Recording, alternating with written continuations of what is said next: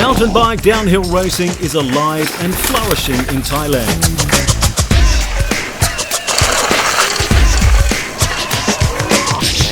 Good morning. It's all fun, this is like a grassroots event. People are having fun, it's not too serious, but once they're at the top, ready to start, everyone's has their race face on. But other than that, it's a very very laid back affair.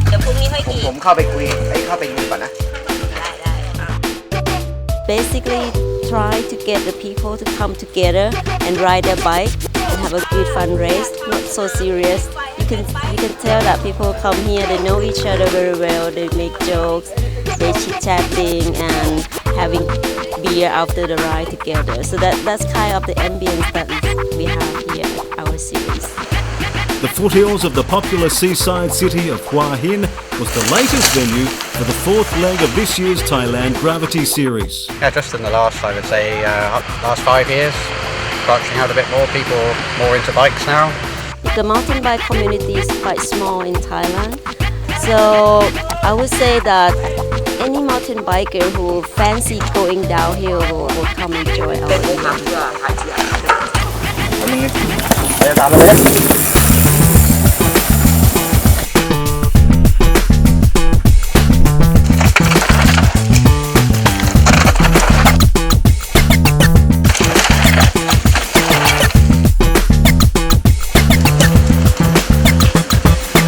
Well, in a nutshell, a downhill race is a race down the mountain from top to bottom with there should be almost no uphill. There's usually going to be some obstacles, there might be some jumps, there might be some steep sections, some rock gardens, and the fastest guy wins, really. Not many people actually start with downhill. You start riding mountain bikes, riding some dirt roads, some single track, and eventually you get a little taste for the downhill tracks, and then you progress into a downhill bike and take it from there. Yeah, local riders basically. Just local riders that are passionate about riding their bikes, and they've obviously got permission to put some trails in here. It's a time trial, so the riders are set off like 1 minute apart, and we record the time at the bottom, and fastest guy wins in each category.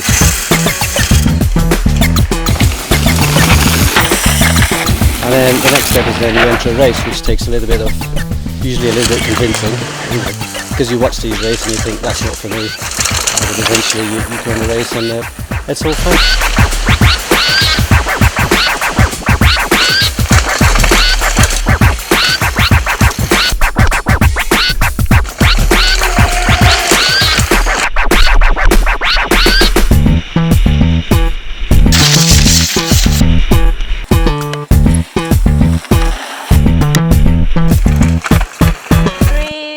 $349.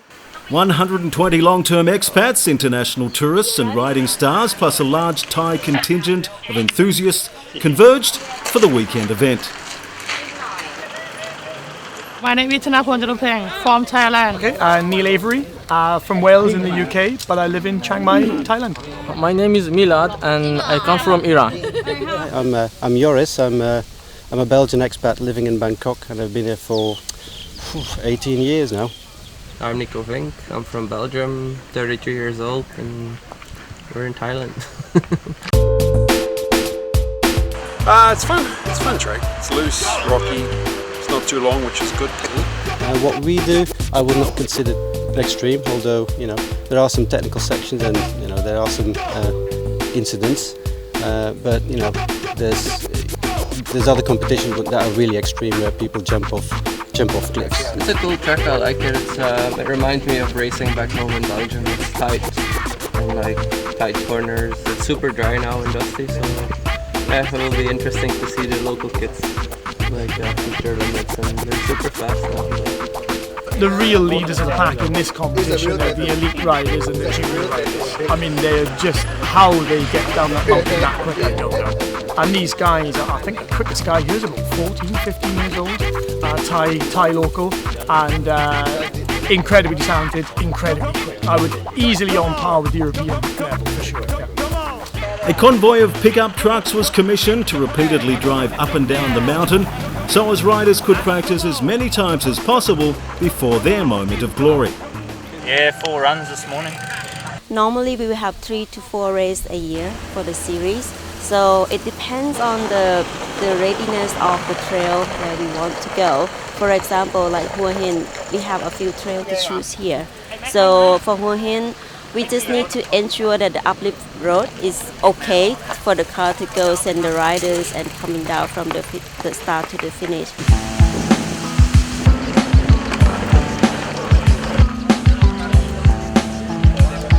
I need another truck to get up there. Many walked the steep, intricate track, planning their strategy.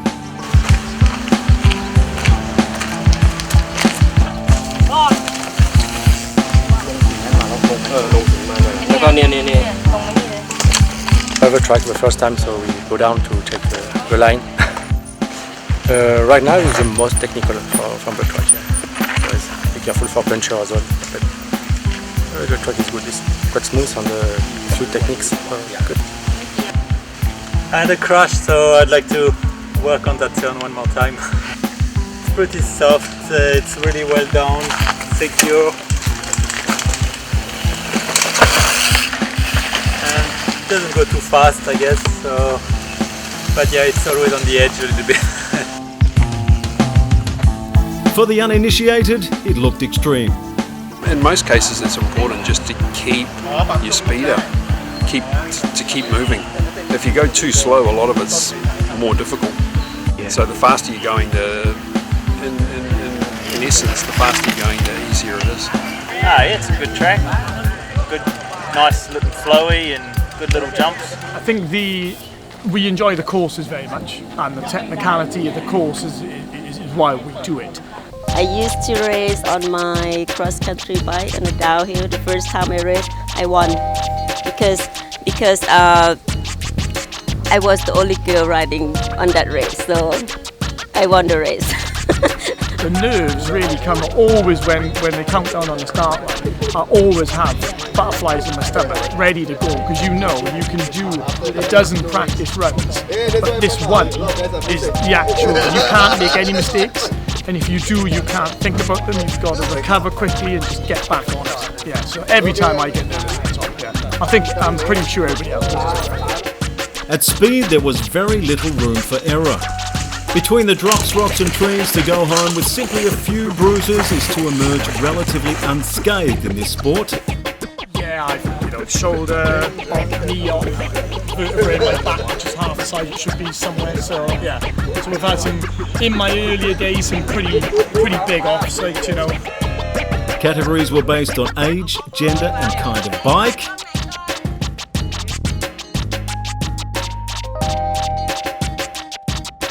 Technology has made enormous inroads into the quality of bikes nowadays. Hugely, absolutely massive. I remember the first suspension bikes coming out, and they maybe had 2 inches of travel, which is the amount the bike moves up and down.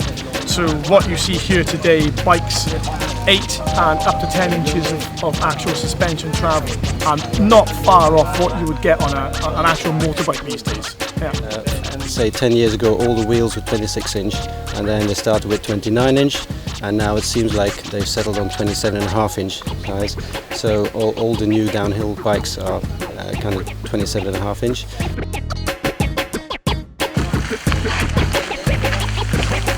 Yeah, this is a full downhill bike.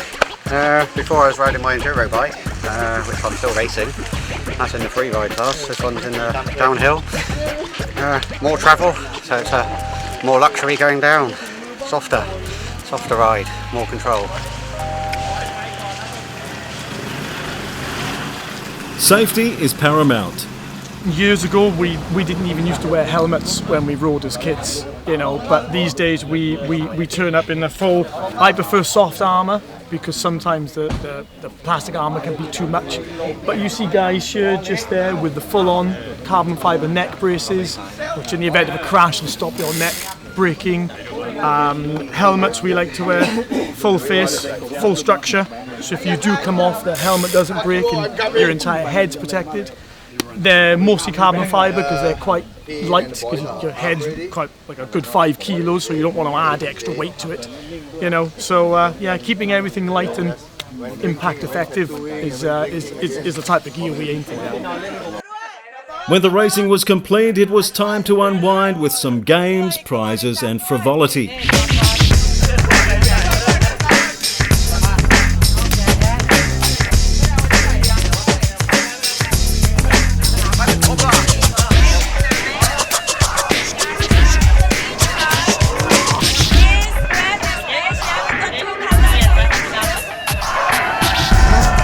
Another hugely successful event organised by the Mojo Bikes Adventure team, where the thrill of competition is alive and well.